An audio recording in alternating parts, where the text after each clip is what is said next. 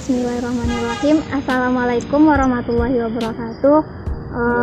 Perkenalkan, kami dari kelompok 1 akan membahas tentang strategi pembangunan dan perdagangan. Sebelumnya kami akan memperkenalkan anggota-anggota kami. Perkenalkan, nama saya Reni Aulia Fitri. Perkenalkan, nama saya Rauda Zahra Sibuat. Perkenalkan, nama saya Rizka Zuhra. Perkenalkan, nama saya Nova Eliza. Perkenalkan, nama saya Nurliana. Perkenalkan, nama saya Fitriani Borulubis.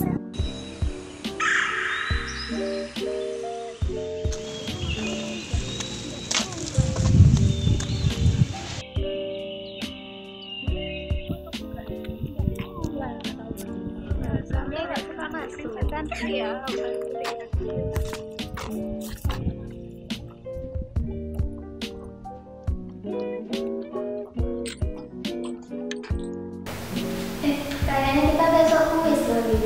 Kuis? Mata kuliah apa? TKP kayaknya. Iya, kan ini tentang apa ini?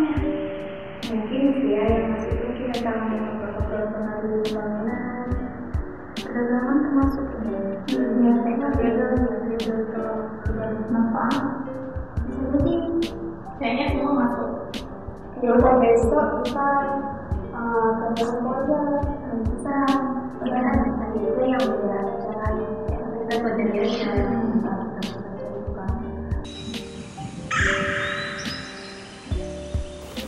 Baik, saya di sini ingin menjelaskan tentang pembangunan ekonomi dan manfaatnya.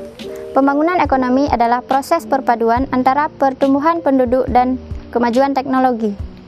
Yang kedua adalah manfaat pembangunan ekonomi.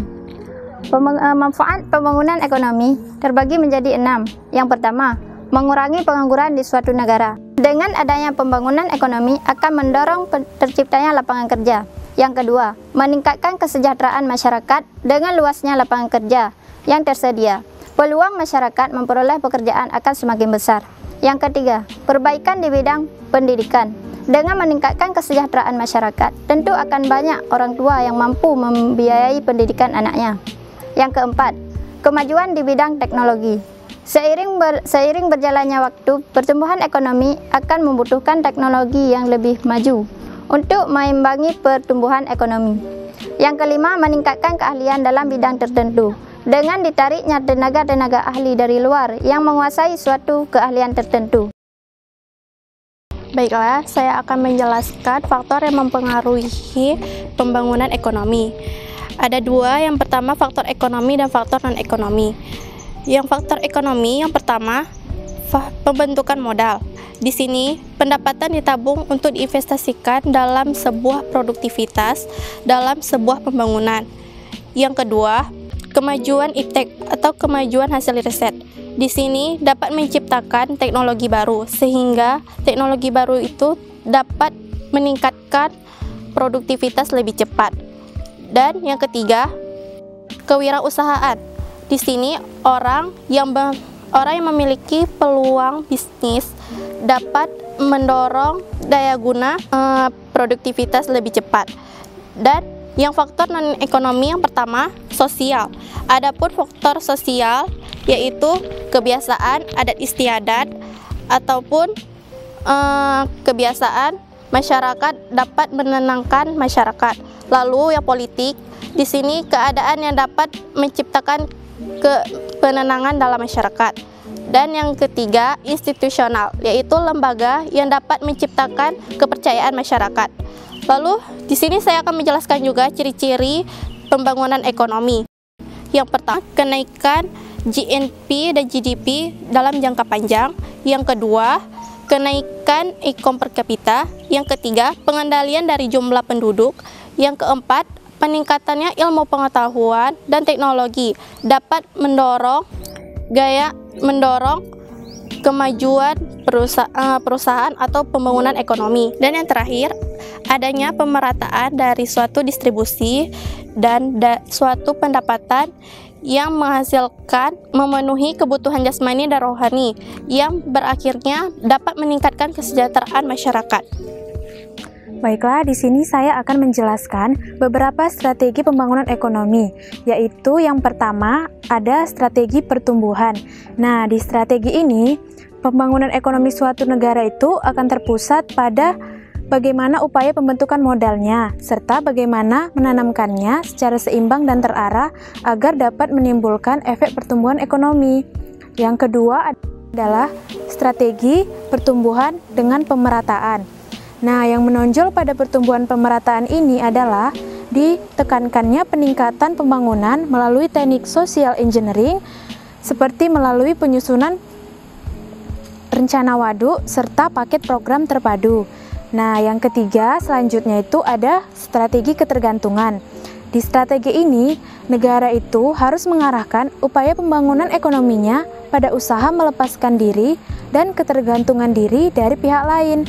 Misalnya meningkatkan produksi agar kita itu lebih mencintai produk nasional itu sendiri. Yang keempat, ada strategi yang berwawasan ruang.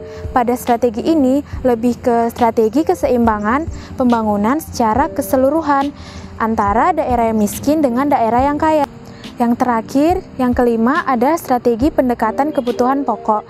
Sasaran strategi ini adalah menanggulangi kemiskinan secara massal.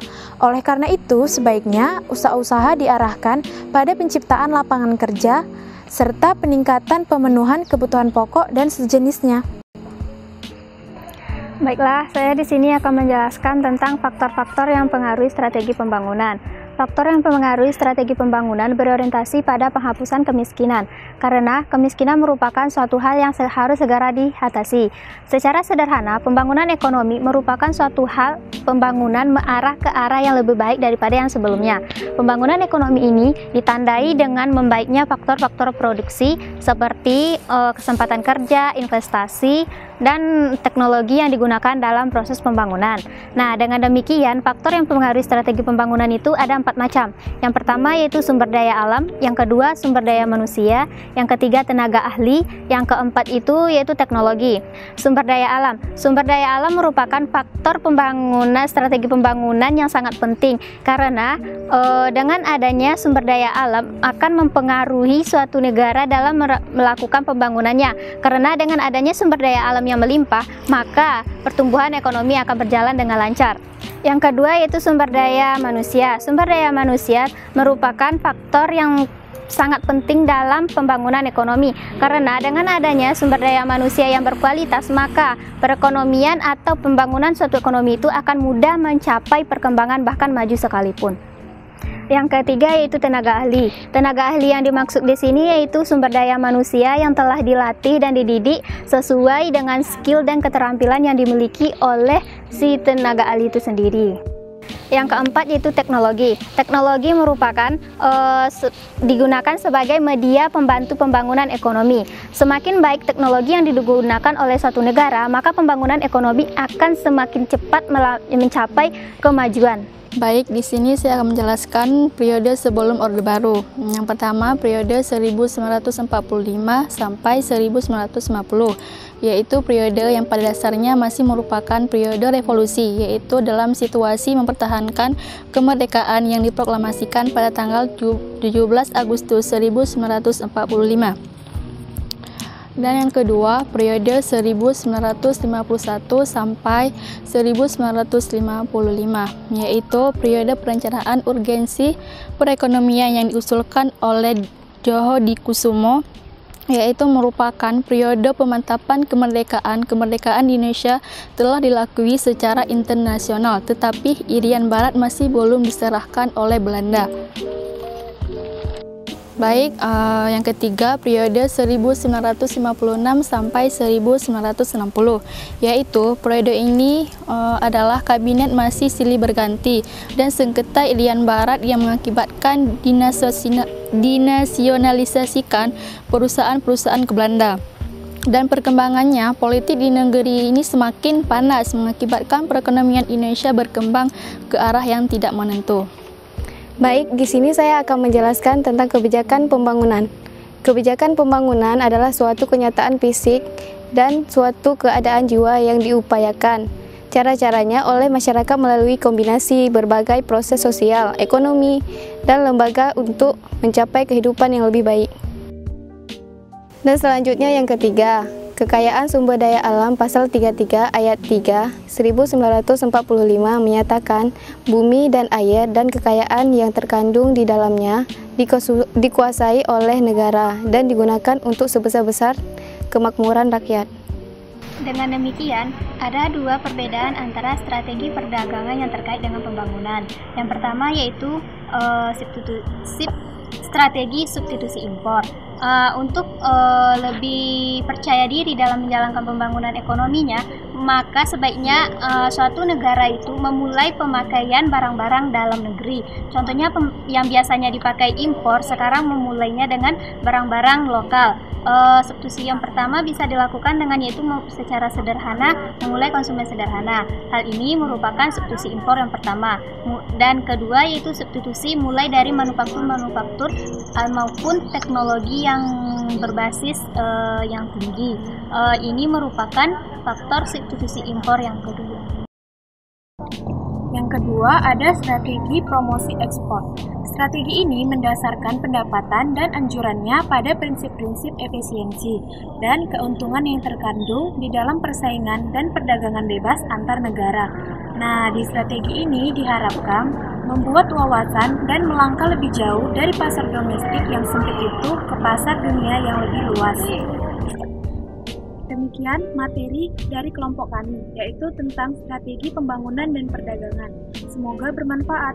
Wassalamualaikum warahmatullahi wabarakatuh.